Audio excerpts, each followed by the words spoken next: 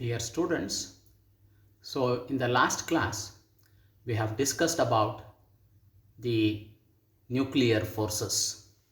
There we have studied N by P ratio, then the mass defect, binding energy and their calculations. Today let us take the one more aspect known as radioactivity. This radioactivity we have learned even in the SSLC and also in PUC levels. Almost the same you are going to learn even here also. I have given the three important scientists Henry Becquerel, Marie Curie and Marie Curie have contributed to this branch of the science and also won the Nobel Prizes. As you know, the radioactivity is the spontaneous emission of particles or electromagnetic rays or both by unstable nuclei. Radioactive phenomenon is a nuclear property. Therefore, the radiations emitted are unaffected by pressure, temperature, etc. So, the meaning of this, you find the radioactivity phenomenon in the heavy nucleus or the elements with higher atomic numbers. There also you have studied the reason for this is the N by P ratio. When neutrons are more than the protons, then to attain the stability, the neutrons turns into the protons, protons turns into the neutrons, and that's how the stability takes place.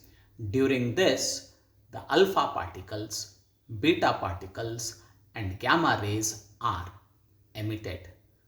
This property also you have studied in the earlier classes. Here I have shown the radioactivity. The symbol of radioactivity is the yellowish color. That's what it's given. And also the diagram I have given how the alpha particle emits. It is nothing but the helium nucleus having atomic number 2 and mass number 4. It also emits beta particles which are nothing but the electrons, and it also emits the gamma rays which are nothing but the electromagnetic radiations.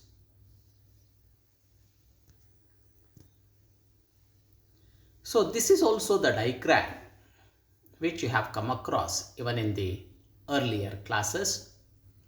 When you take the radioactive material and when it is passed through two charged plates, so the positive plate and negative plate, so the alpha particles they move towards the negative plate and beta particles they move towards the positive plate, and gamma rays will be unaffected.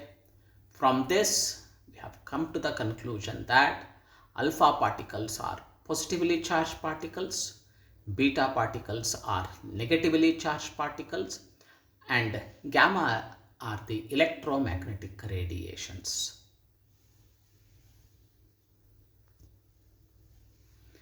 And also we have studied in the lower classes the properties of alpha, beta and gamma rays.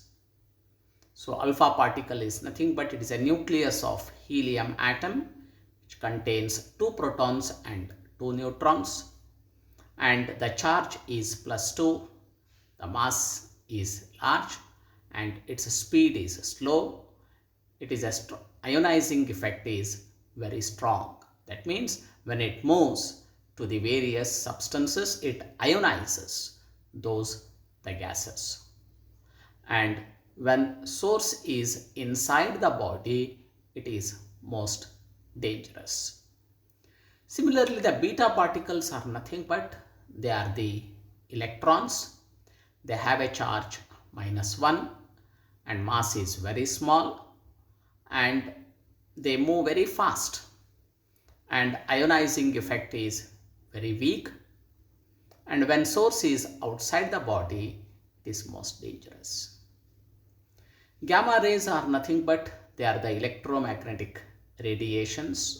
They don't have any charge, they don't have any mass, but they have a speed which is equal to the speed of the light, and ionizing effect is very weak, and when source is outside the body it is most dangerous.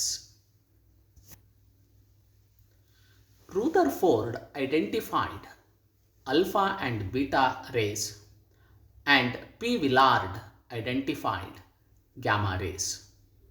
Alpha rays are positively charged particles of nucleus of helium atom.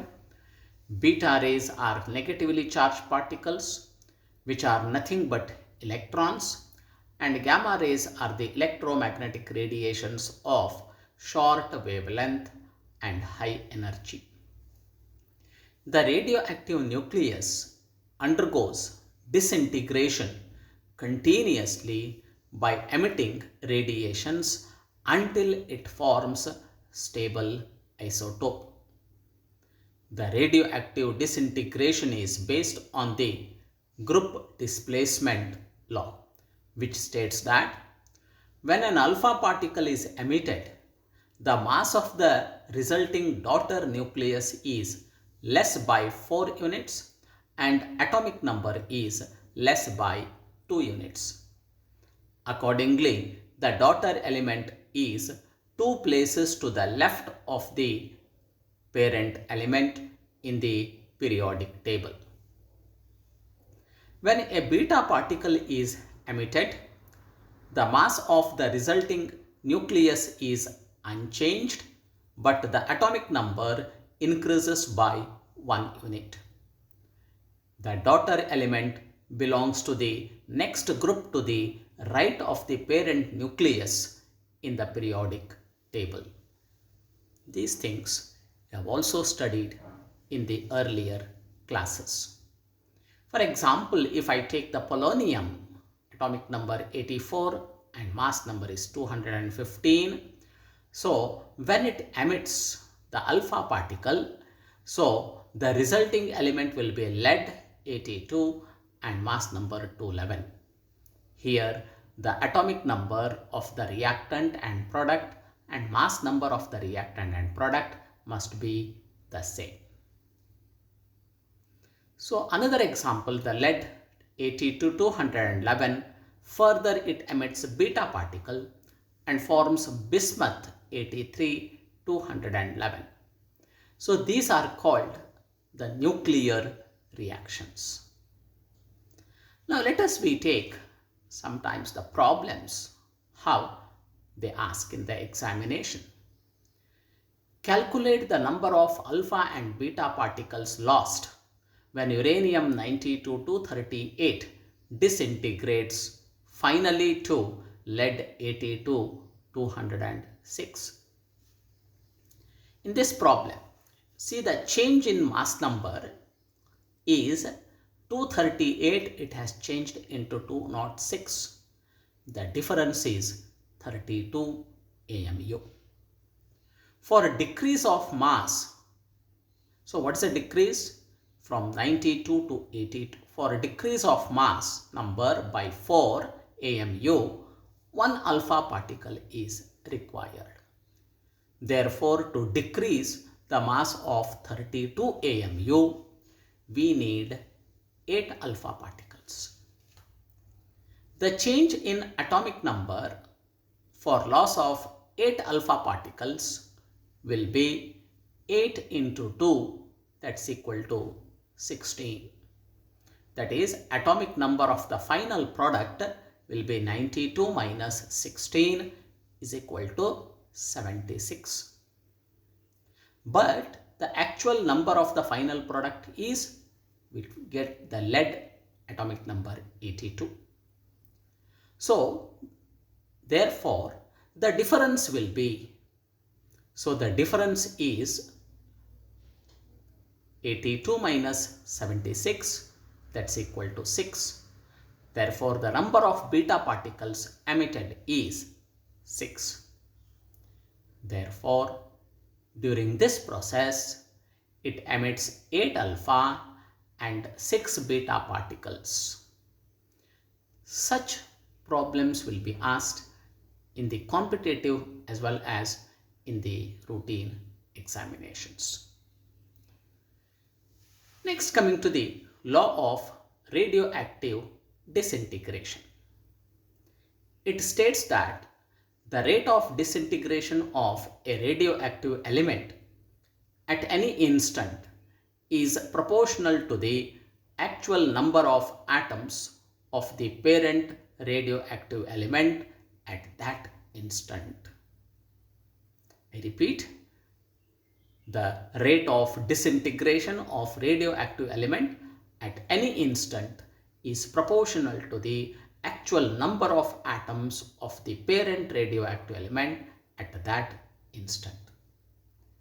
It is the characteristic of the element and quite independent of external physical conditions.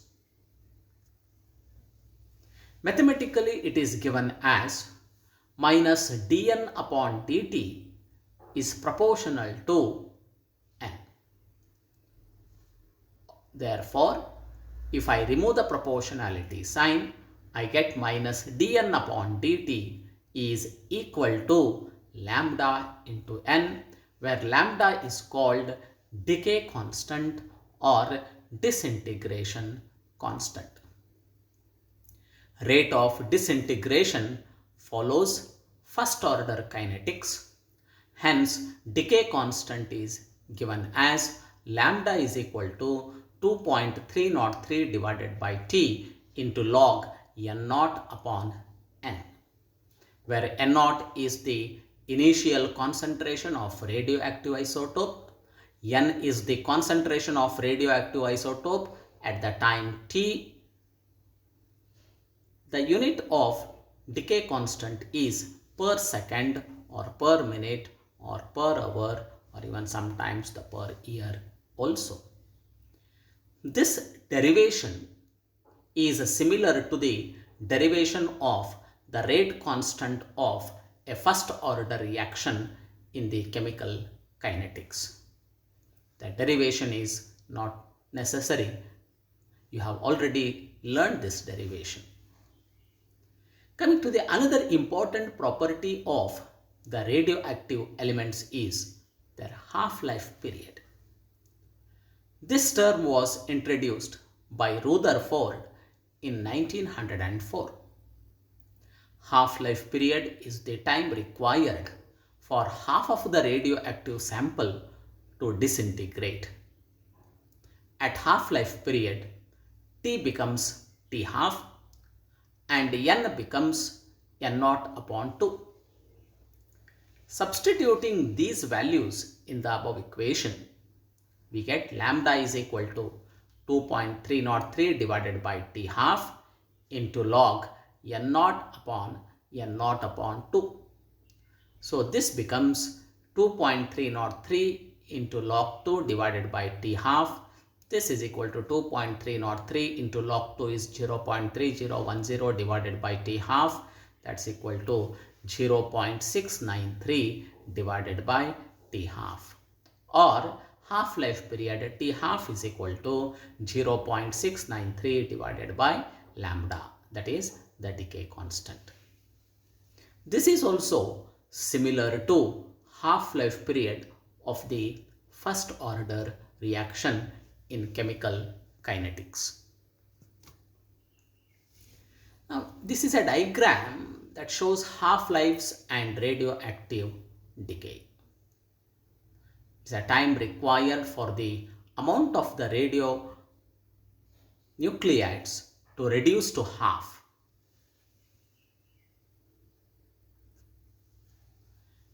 Here the table shows some of the isotopes and their half-life periods.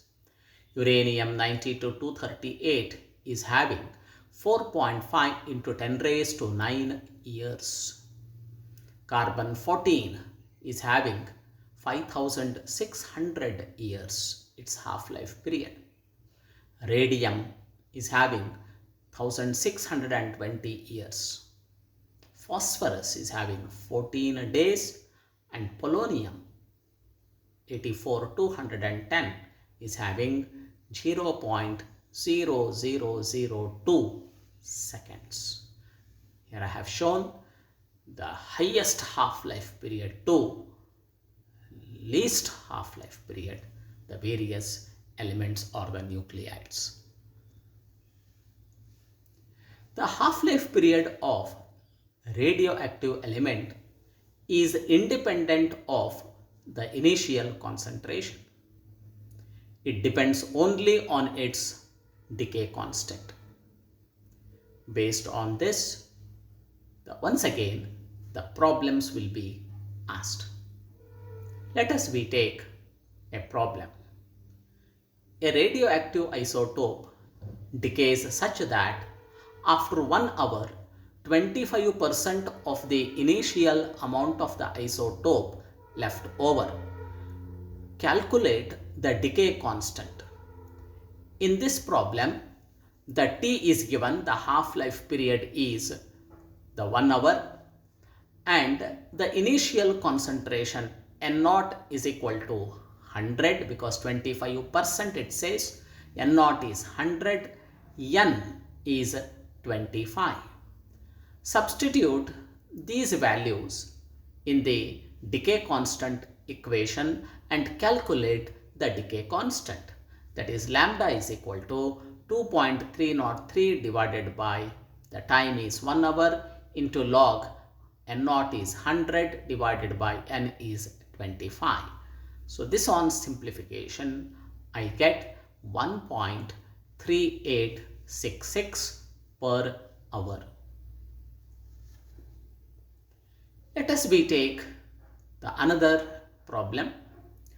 The activity of a radioactive sample falls to 85% of the initial value in 4 years. Calculate the disintegration constant. Here also the given are the time is 4 years, N0 is 100, N is 85. Substitute these values, so we get 0.0407 per year. The units are very important. The next problem, the half-life period of a radioactive substance is 0.693 days. What is the value of the decay constant? Once again, here the half-life period value is given, that is T half is equal to 0.693 days. And as the decay constant, the lambda is equal to, we know, 0.693 divided by T half. So this becomes, both values are the same, therefore it becomes 1 per day. So the decay constant here is 1 and unit is per day. Next problem. The half-life period of radium is 1590 years. Calculate the decay constant. So here once again the half-life period is given 1590 years, and we know the lambda is equal to 0.693 divided by T half, that's equal to 0.693 divided by 1590. This is equal to 4.358 into 10 raised to minus 4 per year. Next problem. 1 gram of radioactive nuclei becomes 0.1 gram in 500 seconds. Find the time taken for it to become 0.05 gram. Such problems will be asked in the examinations. So here you see the 1 gram of radioactive nuclei. So becomes 0.1 gram. So here the initial N naught is 1 gram, N is 0.1 gram. At what time? T is equal to 500 seconds. Knowing these three, calculate the decay constant. Lambda is equal to 2.303 divided by 500 into log 1 upon 0.1. That gives 0.00461 per second. Now in the second case, what it says, find the time taken for it to become 0.05 gram.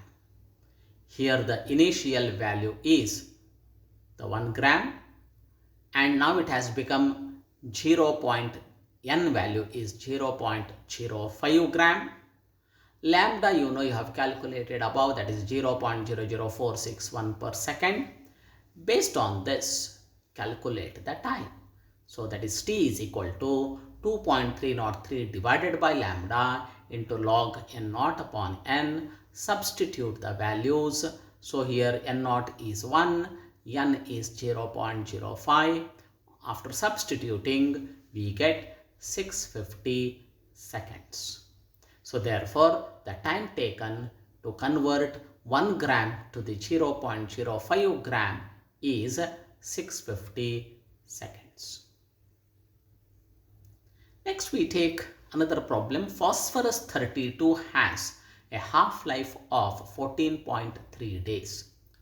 What fraction of it remains at the end? 8.2 days.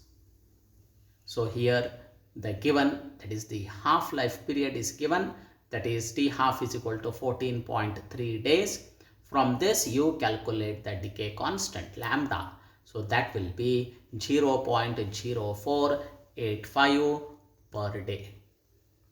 Once if you know the lambda, the time is 8.2 days and they ask to calculate N upon N naught. So we know that lambda is equal to 2.303 divided by T into log N naught upon N. Therefore log N naught upon N is equal to lambda into T divided by 2.303. That will be 0.1727. Now N naught upon N is equal to anti-log of this 0.1727, that is equal to 1.488. So N naught upon N is equal to 1 divided by 1.488, that's equal to 0.672. So therefore the fraction of nuclei remaining is 0.672. Next we take another problem. A piece of fossil wood contains 25.6% of its original activity. Calculate the age of the wood. Here once again the T half of carbon 14 is 5760 years and we know that the lambda is equal to 0.693 divided by T half. So you calculate, you substitute the value and calculate it is 1.2031 into 10 raised to minus 4 per year. Once if you know the lambda, so the values are given. So N naught, it is percentage is there. N naught is 100, N is 25.6. Lambda you know, calculate the T. So T is equal to 2.303 divided by lambda into log N naught upon N. So if you substitute the values, you get 11,328.3 years. So therefore the age of the wood is 11,328.3 years. So like this, in this chapter you may get the problems on decay constant or the half-life period. So students, go through these problems. Derivation of the decay constant is not necessary. Derivation of half-life period you must know. Thank you.